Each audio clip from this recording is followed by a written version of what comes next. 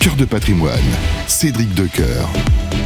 Bienvenue dans votre rendez-vous patrimonial hebdomadaire. Chaque mercredi sur Radio Patrimoine, on vous accueille pour aborder de multiples sujets qui touchent à la gestion de votre patrimoine. Au sommaire cette semaine, on va vous donner quelques clés bien utiles pour investir dans le no-côté tout en le faisant rimer avec défiscalisation. Et puis on rédigera pour vous un mode d'emploi de la loi Industrie Verte. Sans oublier, pour finir, un peu d'immobilier. Et oui, on ne se refait pas. On parlera petite surface. À Paris, c'est parti pour Cœur de patrimoine. Cœur de patrimoine, Cédric Decoeur. Et on accueille Sébastien Coinon. Bonjour Sébastien. Bonjour Cédric. Pour SoWeFund, on se retrouve régulièrement dans Cœur de patrimoine pour essayer de s'intéresser à ce monde du non-coté. Pourquoi investir déjà sur cette typologie, on va dire, de boîte ? C'est une bonne question. Déjà, il faut avoir envie. Ouais. Envie de soutenir l'économie réelle, d'investir dans des choses qu'on connaît moins, qu'on a moins l'habitude d'appréhender. Et puis, la base, c'est qu'il faut quand même rappeler, c'est comme c'est risqué, et on pourra y revenir, ce qui est mieux, c'est quand même d'être, peut-être comme vous, Cédric, propriétaire de sa résidence principale, ou déjà investisseur, on va dire, dans l'immobilier. On commence pas par un du peu le non-coté. minimum. On Non. essaye de... Avoir le minimum, une assurance vie, etc., pour soi, pour ses enfants. Et puis après, une fois qu'on a fait ça, on peut aller sur le non-côté, effectivement. Et ça rime forcément avec hyper start-up, avec des boîtes au tout début de leur vie, ou on a aussi dans le non-côté des boîtes qui sont déjà établies et on va y revenir, qui auront peut-être un profil moins risqué. Le spectre est très large, c'est vrai. Il y a du très early, donc amorçage, on va dire, des entreprises qui ont entre 0 et 3 ans, d'autres qui vont être plus matures, évidemment, avec des clients, de la traction, qui vont année après année, même mois après mois, gagner 5, 10, 15, 20, 30% de chiffre d'affaires. Et puis, des bateaux parfois bien lancés, qui ont 5, 10 ans, et qui, honnêtement, ressemblent peut-être plus à des PME, très souvent, ou des ETI, quand elles sont avec quelques zéros de plus, plutôt qu'à la petite start-up du coin avec deux copains ou deux copines dans un garage, quoi. Alors, on a bien compris qu'on est là aussi pour soutenir cette économie réelle, et c'est quelque chose qui est dans le langage, on va dire, des pouvoirs publics, du gouvernement, un souhait vraiment de flécher comme ça l'épargne. Souvent, l'État, lorsqu'il souhaite que le privé, comme on dit, subventionne certaines activités, il offre une petite carotte fiscale. Alors aujourd'hui, on sait que c'est plus tout à fait dans l'air du temps, mais quel est le contexte sur ce non-coté ? Est-ce que quand on investit dans du non-coté, ça veut forcément dire qu'on a, entre guillemets, un avantage fiscal ? Il y a très souvent un avantage. On va y revenir, soit à l'entrée, soit à la sortie. Alors, c'est vrai que c'est moins à la mode. C'est clairement moins à la mode pour toutes les raisons que vous pouvez imaginer. Problème de déficit, les caisses sont vides, on cherche de l'argent ici ou là. Et c'est vrai que la French Tech, elle aussi, va devoir prendre sa part et donc faire son effort. On entend des dents qui grincent ici ou là, des députés qui sont plutôt proches de cette industrie et qui monte au créneau en disant je vais déposer tel ou tel amendement. Pour l'instant, alors je touche du bois, il y en a pas mal chez vous, j'en profite Cédric. Côté investisseur, on ne semble pas touché. Alors, c'est peut-être du coup l'occasion de soutenir ces entreprises parce que pour le coup, eux, les entrepreneurs, les startups, les PME qu'on évoquait, PME du digital, du numérique, a priori, vont être touchés d'une manière ou d'une autre, avec moins d'allègements, voire carrément plus d'allègements, parfois sur des charges patronales, sur des aides, etc. Donc ça va être, disons-le, dès 2025, plus compliqué pour elles. Mais en revanche, c'est vrai que sur le volet investissement, à ce stade, c'est pas du tout sur la table, on pourra toujours en bénéficier. Donc on peut le détailler si vous voulez. Alors justement, il y a des noms. Enfin, je veux dire, quand on est en immobilier, on parlait du Pinel, on a parlé du Besson. Enfin bref, en IMO, il y a souvent un logo. C'est le cas aussi. Enfin, il y a un nom, une tête de liste, un attrape. Alors, à la sortie, je dirais, il y a le PEA PME. Vous en avez sûrement entendu parler. Pour le coup, c'est pas un nom propre, ni une injure, mais il est hyper pratique parce qu'on peut mettre effectivement, et ça on le sait pas toujours, du non-coté, donc des entreprises qui sont pas listées sur Euronext ou sur Wall Street. Et c'est quand même vachement intéressant puisque du coup, je ne paierai pas, je peux mettre jusqu'à 150 000 euros et je ne paierai pas de plus-value à la sortie. Voilà, je ne paierai pas de plus-value. En revanche, je paierai toujours mes prélèvements sociaux. Ça, je ne peux pas y couper. En revanche, dès l'entrée, si vous cherchez des noms propres, ça risque de vous parler comme à moi. Il y a le dispositif IR-PME, dit Madelin, à la fin des années 90, qui s'est transformé aussi, qui a été étendu après à l'ISF, quand ça existait. Ça a été supprimé depuis, comme vous le savez. Donc, l'ISF PME. Et aujourd'hui, on a donc, et donc ça vous permet, on va dire, de réduire votre IR de 18%, toujours dans la limite des 10 000 euros, la fameuse niche fiscale classique.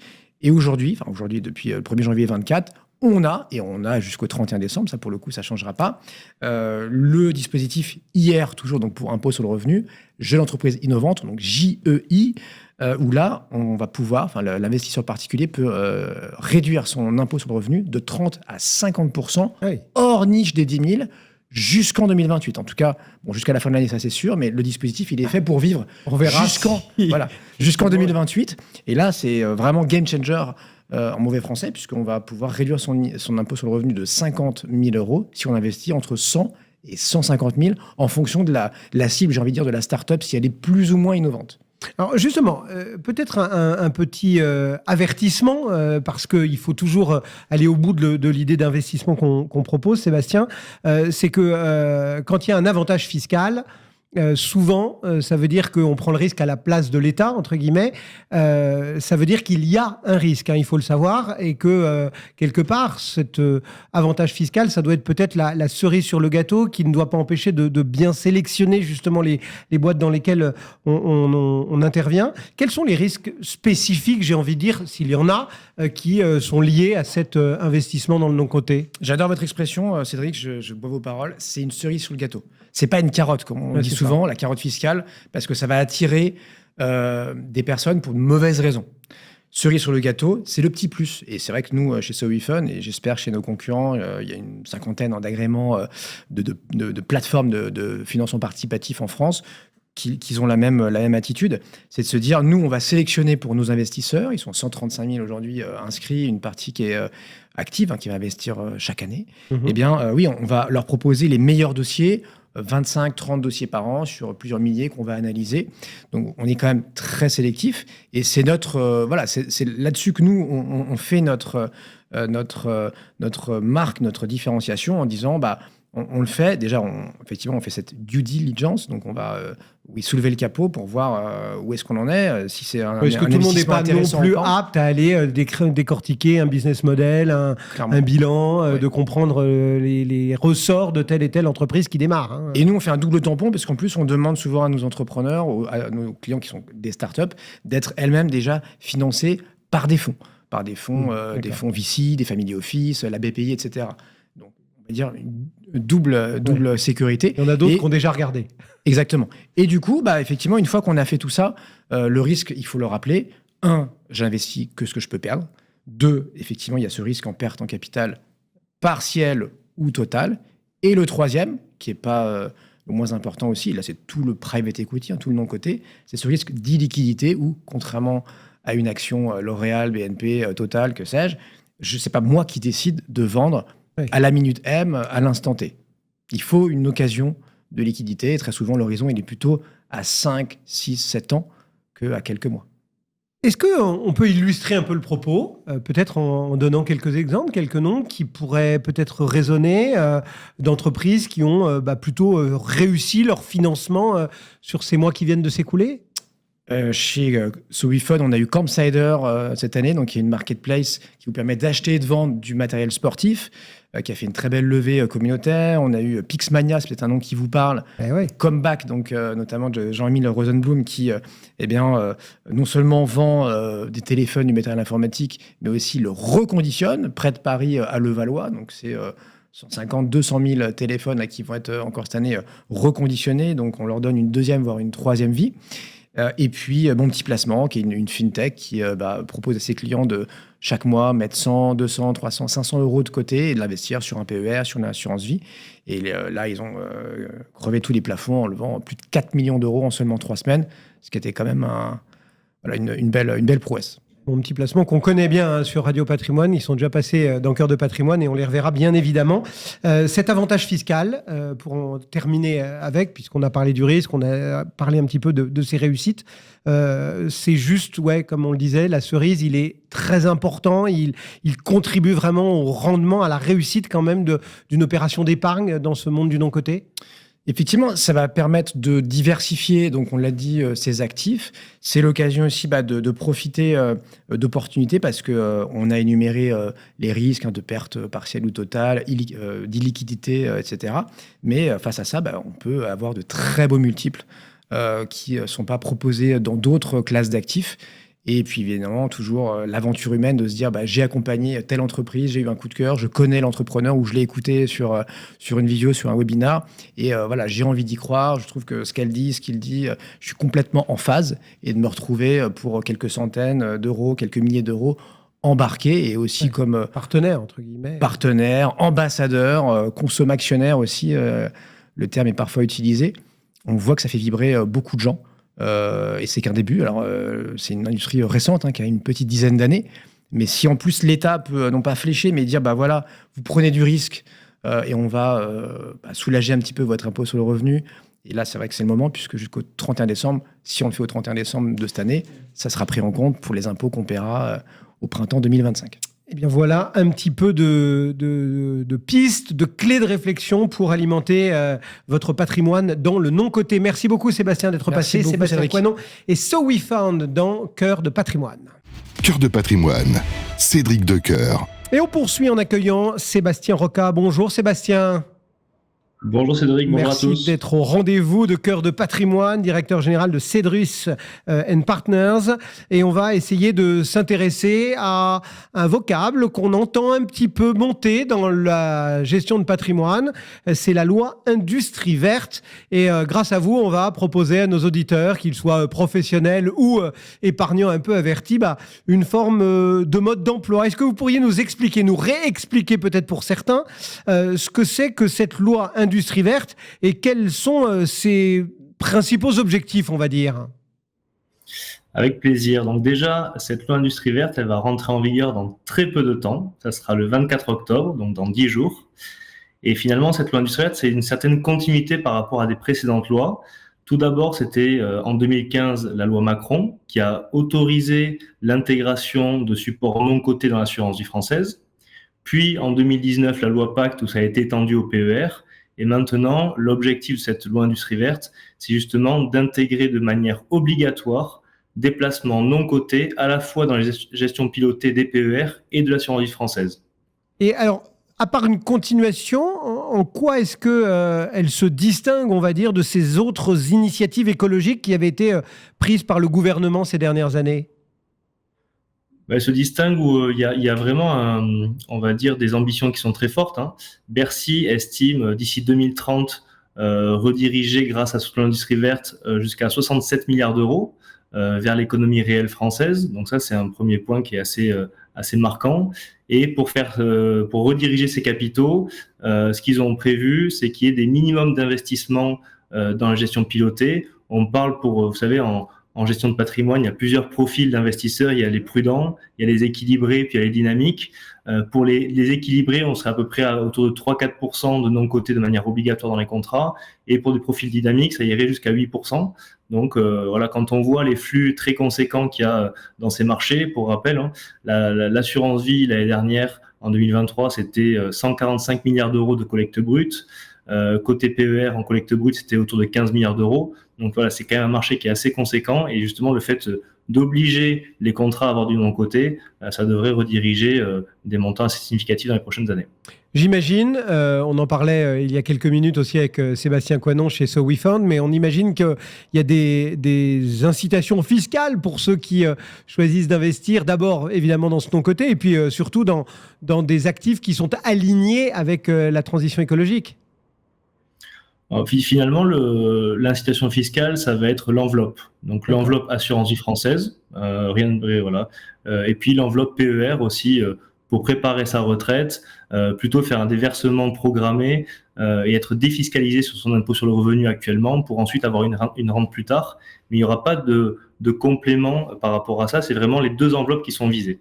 Alors, deux enveloppes qui existent déjà et on imagine qu'il y a peut-être aujourd'hui à l'écoute de Cœur de patrimoine des investisseurs qui sont déjà partie prenante de PER, de contrats d'assurance vie, etc.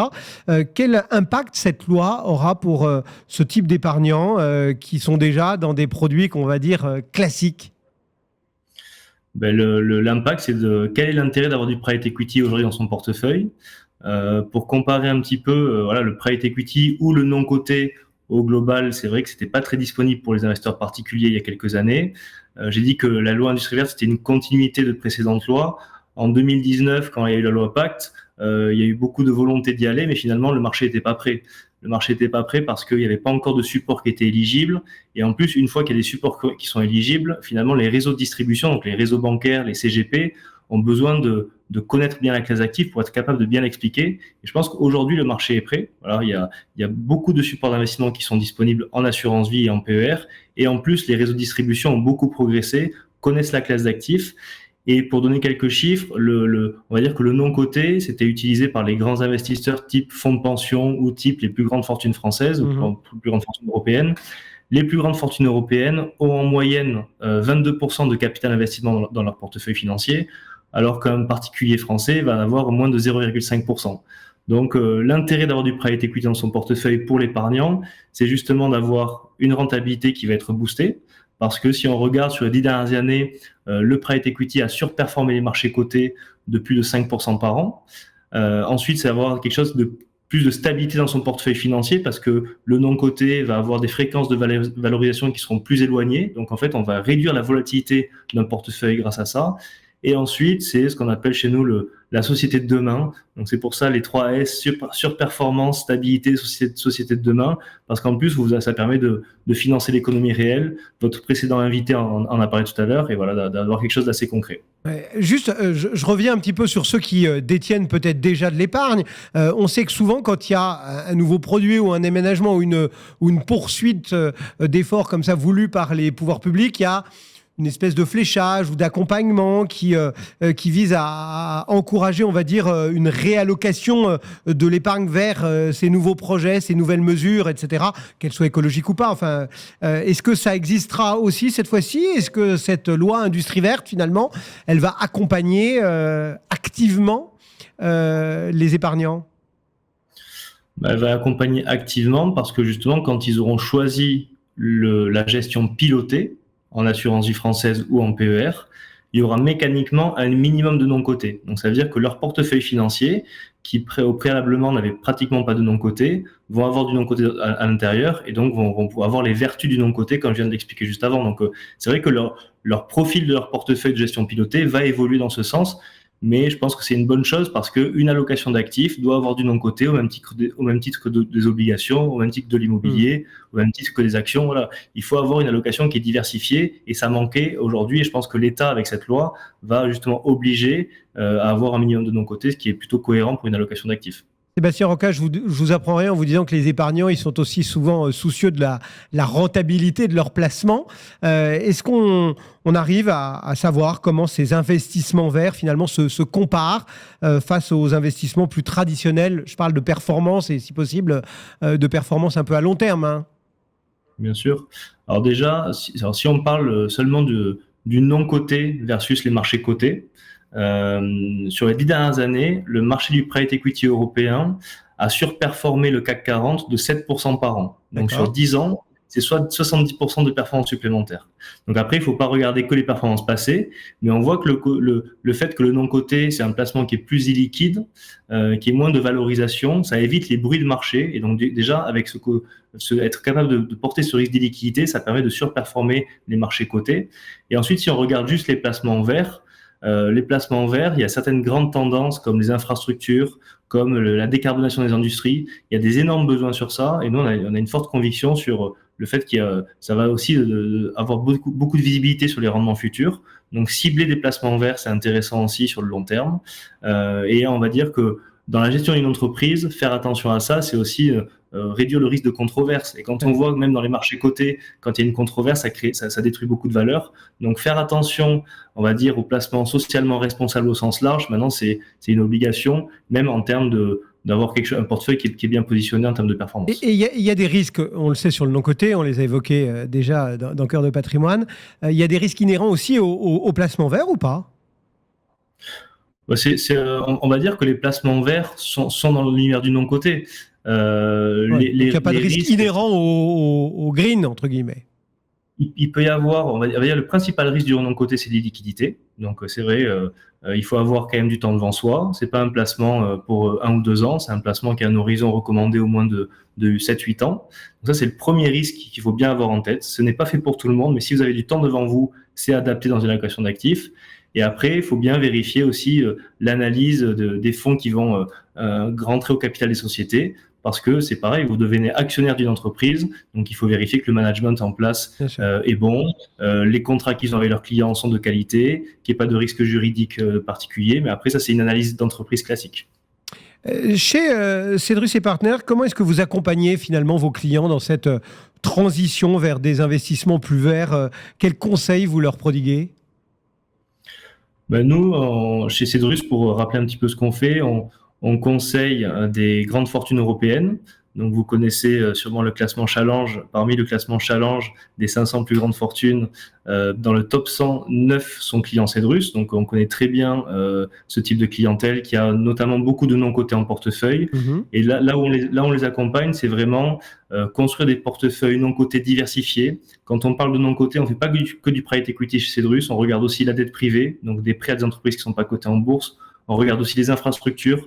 On regarde aussi ce qu'on appelle l'immobilier value-add. Immobilier value-add, ça veut dire acheter un immeuble qui est très bien placé, être capable de le restructurer, le mettre aux dernières normes, le relouer et le revendre à un investisseur plus classique type SCPI. Et en fait, ce qu'on fait pour ces clients, c'est qu'on va aller piocher les meilleures classes d'actifs par rapport au contexte de marché et on va construire un portefeuille qui va être diversifié en non-cotés.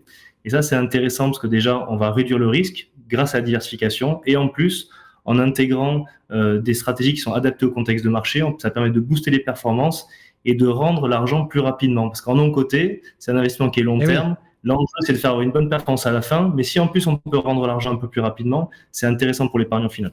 Vous avez rappelé en commençant cet entretien, Sébastien Rocca, que cette loi Industrie verte, finalement, elle s'inscrivait dans une longue série de volontés politiques. Est-ce que vous pensez qu'elle aura un effet structurant et peut-être durable sur ce marché de l'épargne? Je pense qu'il va y avoir un impact assez fort, justement parce que le marché est prêt. On l'aurait fait il y a quelques années, ça aurait été plus compliqué, ça aurait été des annonces, mais finalement, en termes de flux redirigés vers l'économie réelle, ça aurait été assez faible. Aujourd'hui, tous les assureurs de la place sont en train de monter leur offre d'investissement en non-coté pour la loi Industrie verte. Les réseaux de distribution, les réseaux bancaires, les plateformes, les CGP sont prêts. Je pense que c'est un bon timing et ça va engendrer des flux qui vont être importants. Alors, on ne sait jamais, il parle de 67 milliards d'euros d'ici 2030. C'est difficile à dire si on sera à ces niveaux-là. Mais vu que le marché est prêt, je pense qu'il y aura des niveaux de collecte qui seront assez importants. Merci beaucoup, Sébastien. Sébastien Rocca et Cedrus et Partners qui nous initiaient au bon sens du terme à cette loi Industrie verte. Merci beaucoup d'avoir pris ces quelques minutes pour répondre à l'invitation de Cœur de Patrimoine. Cœur de Patrimoine, Cédric Decoeur. Et on termine avec une petite note immobilière. Et oui, vous êtes tout de même nombreuses et nombreux à aimer cet investissement immobilier. Et on accueille pour en parler Thierry Vignal. Bonjour Thierry. Bonjour. Merci d'être là, expert de ce monde immobilier. Et donc je résiste pas, on va s'intéresser aux petites surfaces parisiennes, hein, ça c'est votre dada. Mais d'abord, je résiste pas au plaisir de vous demander comment vous voyez ce marché IMO. Parce qu'il a beaucoup souffert, on en a beaucoup parlé, on l'a dit complètement grippé, etc. Puis il y en a plein qui commencent à nous dire ça va mieux. Vous le pensez aussi que ça va mieux?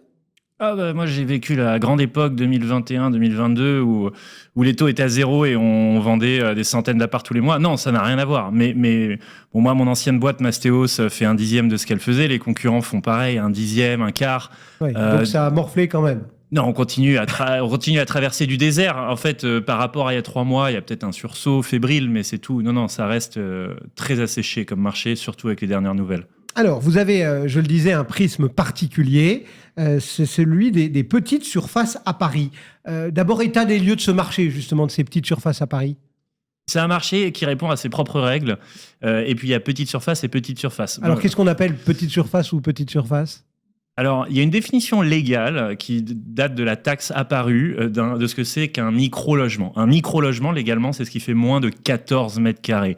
Et c'est le marché auquel je m'intéresse en ce moment, ce qui fait moins de 14. Donc, vraiment le tout petit. le marché du moins de 20 mètres carrés, c'est encore un autre marché qui est plus proche du marché IMO dans son ensemble. Mais plus on va sur les petites tailles, plus on s'ouvre à un marché qui a ses propres règles et qui est complètement à part. 14 mètres carrés, ça fait quand même pas grand. C'est pas grand du tout. Pourtant, c'est quasiment 10% du marché parisien qui a une architecture qui se prête, qui est assez unique. Ce sont les chambres de bonne Alors, en plus, dans ce marché du moins de 14, on a la moitié qui sont des chambres de bonne. Donc, on a le cliché dernier étage sans ascenseur, toilette, palier.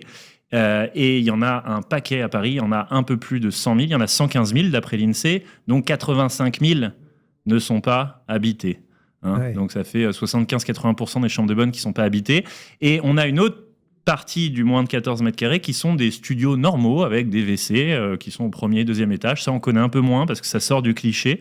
Et c'est aussi un marché qui est sous-exploité, voire à l'abandon, dans un état assez insalubre parce qu'effectivement, on ne sait pas quoi en faire. C'est trop petit. Pourtant, on sait faire des cabines de bateau, des wagons-lits, on sait faire plein de choses, mais on n'y arrive pas dans le résidentiel. Il faut s'associer avec Beneteau. C'est ça. Et donc, mais pourtant, il y a des choses à faire. Qu'est-ce qui influence du coup ce marché s'il est quasi à l'abandon et autres? Il y a des tendances, il y a des... En fait, ça s'observe mondialement. Dès qu'une ville devient pénurique, par exemple Tokyo ou New York, dès que on a tous vu les espèces de capsules, de cercueils, j'allais dire, dans lesquels on nous propose de dormir à Tokyo. C'est un phénomène qui arrive à chaque fois qu'une ville devient trop chère et manque de logement pour ses citoyens. Les gens commencent à s'intéresser aux surfaces. À ce qui reste finalement. Et ben quand on ne peut pas construire ni en horizontal ni en vertical, qu'est-ce qu'on fait? On divise, on apprend à travailler des surfaces plus petites et c'est dans ces capitales-là qu'émerge la culture du micro-logement qu'on a vu à Tokyo, qu'on voit avec les pods new-yorkais et qu'on commence à voir à Paris. Paris, la crise du logement est telle qu'on est forcé, c'est presque une obligation morale, de regarder tout ce pan de l'immobilier parisien qui est à l'abandon. On parle de millions de mètres carrés qui sont inexploités et pourtant habitables. Mais donc, ça veut dire que vous vous dites, je vais prendre une chambre de bonne telle qu'elle est, parce qu'il y a le mythe aussi, puisqu'on parlait de mythe tout à l'heure, j'achète 1, 2, 3, 4 ou plus chambres de bonne, et là, je refais un super appartement sous les toits, avec vue imprenable, etc. Non, là, c'est traiter vraiment la petite surface, pas être obligé d'aller convaincre les 8 ou 10 copropriétaires de vous vendre les 8 ou 10 chambres de bonne. On prend une micro-surface et l'idée, c'est qu'on la traite. Exactement. C'est vrai que les générations précédentes, c'est quand même un thème qui revient de manière assez cyclique. Mais les générations précédentes avaient cette grande obsession de réunir des chambres de bonne. Bon, encore une fois, il n'y a pas que les chambres de bonne. Il y a aussi, il faut qu'on apprenne à exploiter ces espaces à l'unité. Et en fait, pour avoir fréquenté des architectes spécialisés, je suis allé voir ceux qui font des cabines de yacht, ceux qui font des camping-cars de luxe, ceux qui font des wagons-lits. Et ces gens-là sont capables, avec ces surfaces-là, de créer des environnements très luxueux. On a des hôtels 4 étoiles à Paris qui ont des chambres de 12 mètres carrés, que je ne citerai pas ici, mais j'en connais au moins 3. On sait faire du luxe, voire de l'ultra-luxe, dans du 9, 10, 11, 12, 13, 14 mètres carrés. Et c'est ça que j'invite les investisseurs à regarder, parce qu'en plus, c'est assez décoté à l'achat. Et du coup, ça va intéresser, selon vous, ou en tout cas, vous visez quel type d'investisseurs? Peut-être, par exemple, des débutants qui n'ont pas forcément un gros patrimoine et qui ont envie de mettre le doigt dans cette aventure immobilière Alors, je pense que ça se prête pas mal parce que l'avantage, c'est que ce sont des budgets qui sont abordables, qui ne sont pas stressants, qui sont à la portée de pas mal de gens. En gros, toute personne avec un CDI est normalement capable de lever 100 000 € pour acheter un micro-logement parce que c'est le prix d'entrée. Et je pense que notamment les jeunes actifs qui ont du mal à acheter leur résidence principale, devraient exploiter leur capacité d'emprunt comme ça. Et il y a des jeunes qui, dès 23, 24, 25 ans, devraient commencer à se construire un patrimoine en achetant ces micro-logements qui peuvent louer à des gens de leur âge. On ne parle pas d'exploitation, c'est juste en pénurie du logement. Louer un 14 mètres carrés à un étudiant, ça paraît assez logique, c'est rentable. Voilà. Et il faut le traiter au millimètre. Pour autant, alors on reviendra peut-être sur les travaux et la façon de les traiter, etc. Mais pour autant, on sait que les petites surfaces, dans le monde immobilier, souvent, elles ont moins bonne presse parce qu'on dit, finalement, proportionnellement, il y a souvent plus de charges, il y a le turnover quand même assez fort des locataires, etc. Est-ce que tout ça, vous avez le sentiment que ça ne peut pas un petit peu nuire à ce micro-logement, ou est-ce que vous pensez que au contraire, il est peut-être exempt de ce défaut qu'on trouve souvent au studio. Alors, il a mauvaise presse parce que la plupart des micro-logements à Paris sont insalubres. D'accord. Et donc, on a l'impression que dès qu'on touche ce secteur, dès qu'on en parle, on est immédiatement catalogué marchand de sommeil parce qu'on pense qu'ils resteront dans cet état. Moi, ce que je prône, c'est une réhabilitation pour les transformer en chambre d'hôtel 4 étoiles et leur redonner des lettres de noblesse. Après, en termes de charges, c'est plutôt le sujet inverse, puisque la taxe foncière qui est assez basse à Paris, elle est quand même corrélée à la surface des appartements. Donc, qui dit petite surface dit aussi petite taxe foncière. Idem pour les charges de copro qui sont corrélées au tantième. Donc, quand on a 12 mètres carrés, on paye moins de charges. Donc, non, le sujet, il n'est pas tant là. Il y en a un autre, c'est que la valeur du 10e mètre carré est beaucoup plus élevée que du 101e. Le 10e mètre carré vaut plus cher que le 101e. Et donc, le prix au mètre carré des micro-logements, c'est pas celui qu'on voit sur Meilleurs Agents. Il est en général 20% plus élevé. Et donc, les gens qui s'aventurent dans ce marché-là ont toujours l'impression d'acheter trop cher au mètre carré, mais il y a un coût incompressible, en fait, sur ces unités d'habitation. C'est un peu des atomes immobiliers. On ne peut pas faire en dessous de 9-10 mètres carrés. C'est une unité d'habitation qui a un coût incompressible. Et ce coût incompressible, où chaque mètre carré a beaucoup plus de valeur que sur des apparts normaux, fait qu'on paye plus cher au mètre carré, 20% en moyenne. Idem pour les travaux. Vous nous avez dit petite surface parisienne. On sait qu'à Paris, il y a quand même une réglementation qui encadre les loyers. Est-ce que ça ne peut pas nuire un petit peu au développement de ce type d'investissement ? Si, et c'est triste, il y a même une réglementation qui encadre les surfaces, on le rappelle, il faut que ça fasse plus de 9 mètres carrés et également plus de 20 mètres cubes, les deux. Sinon, c'est pas louable. Et d'ailleurs, ça part d'une très bonne intention, ce genre de loi, d'éviter les marchands de sommeil et les lots insalubres. Néanmoins, chaque mètre carré libère des dizaines de milliers de logements. Donc, faisons attention, si jamais ça passe de 9 mètres carrés à 10 mètres carrés, on va encore priver les étudiants de dizaines de milliers de logements. Donc, plutôt que limiter les surfaces, essayons d'apprendre à mieux exploiter ces... Voilà, petite parenthèse terminée. Sur les loyers, on a un vrai sujet, qui est le même que pour les DPE, qui était extrêmement défavorable dans la formule de calcul aux petites surfaces. Mais c'est ça, parce qu'il y a l'encadrement des loyers et puis il y a tout ce qui est réglementation thermique, environnementale. Oui, alors il n'y a rien pour aider ces petits logements.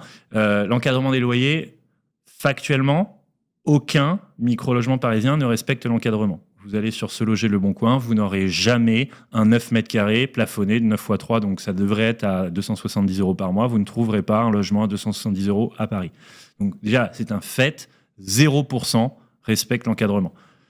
Maintenant, ce n'est pas une raison pour bafouer la loi. Il y a des alternatives. On peut louer à des gens dont ça n'est pas la résidence principale, et c'est ce que je prône. Je pense que ce ne sont pas des logements qui sont faits pour y rester des années avec une famille de 4 enfants. C'est des enfants qui sont pour les gens en mobilité, qui restent 1 mois, 2 mois, 3 mois, des étudiants en stage, des gens qui déménagent, des gens qui divorcent, des gens qui cherchent une location long terme. Oui, c'est un point d'appui plus que... C'est un point d'appui, et donc il faut le louer en bail mobilité ou en bail civil, et ces deux baux ont le mérite de ne pas être plafonnés en dessous de 8 mois de location. Dans la presse ces jours-ci, on lit pas mal de comparaisons entre les arrondissements, le prix au mètre carré, le ceci, le cela. Il y a des arrondissements plus fournisseurs, on va dire, de petites surfaces, des arrondissements qui, au contraire, ne pourvoient pas à ce marché que vous appelez de vos voeux. Oui, c'est lié à l'histoire architecturale de Paris. Les immeubles haussmanniens avec le plus de micro-logements sont dans l'ouest parisien. On a quasiment un tiers des micro-logements qui sont concentrés dans le 16e arrondissement, qui est typiquement l'arrondissement des Chambres de Bonne. Donc 16e, 17e. Tout ce qui est à l'ouest de Paris, on a l'essentiel des micro-logements. On en a très peu dans les arrondissements qui vont de 1 à 7. Et là où on a le plus de demandes et des prix absolument absurdes et stratosphériques, c'est dans le 6e et le 7e arrondissement. Et je pourrais rajouter le 5e aussi. Pensez-vous. Voilà. Quel conseil, tiens, pour finir, Thierry, vous donneriez à un investisseur qui aurait envie de se lancer dans l'achat d'une petite surface à Paris ? Est-ce que vous qui humez ce marché, vous vous dites vous avez déjà identifié quelques erreurs à ne pas commettre ? Alors, c'est un marché qui répond à un critère de plomberie. La plomberie va driver tout ce marché. Donc c'est-à-dire, faut pas qu'il y ait une colonne qui... Tout est lié aux toilettes. oui, parce qu'en fait, c'est souvent des logements qui sont sans toilettes, et en fait, on a 3 catégories dont les prix varient à chaque fois de 20%. Donc, vous prenez le même logement, même surface, à la même adresse. S'il n'a pas de toilette, il va coûter 80. Donc, toilette sur le palier. 80 000 en moyenne dans le 16e. Voilà. S'il a des toilettes sanibroyeurs, il va coûter non pas 80 mais 100 000 pour la même surface. Maintenant, s'il a des vrais WC rattachés à une vraie évacuation, il va coûter 120 000. Donc, faut pas se tromper sur les prix en se disant qu'on fait une bonne affaire. Où sont les... Tout est lié aux toilettes. Et le grand jeu va être de essayer de se rattacher avec l'accord de la copro ou de manière sauvage à une évacuation existante en rachetant ce qui sépare des toilettes paliers. Enfin, tout le jeu, c'est de trouver ce fameux tuyau d'évacuation qui est le Graal et qui peut faire monter le prix d'un micro-logement de 50% si on arrive à s'y rattacher. Donc premier truc, les toilettes. Ouais, c'est quasiment le seul truc. Après, il y a l'étage parce qu'on est soit au dernier, soit au premier. Mais la plupart sont au dernier étage sans ascenseur. Hein, c'est l'univers des chambres de bonne. Bon, moi, j'en ai monté en visitant des 7e sans ascenseur. On s'en rappelle. En l'ayant fait une fois, on s'en rappelle. Donc, je plains les gens qui y vivent. C'est dur. Avec le paquet d'eau. Les paquets d'eau. 7 étages sans ascenseur, c'est dur et c'est pourtant typique de ce marché. Donc, ça maintient en forme de notre côté. Ça maintient en forme, mais essayons de viser des micro-logements avec des vrais WC à des étages bas. On pense que ça n'existe pas et pourtant ça existe. C'est un peu plus cher évidemment, mais c'est là où on fait les meilleures affaires et on a les meilleurs locataires. Bon, écoutez, on va suivre tout ça et puis vous viendrez nous en reparler. Avec plaisir. Thierry Vignal, donc, qui croit aux micro-logements parisiens, aux petites surfaces parisiennes. Voilà, c'est la fin de Cœur de Patrimoine. On se retrouve mercredi prochain. Merci de votre fidélité. Cœur de Patrimoine, une émission à réécouter et télécharger sur le site et l'appli Radio Patrimoine et sur toutes les plateformes de streaming.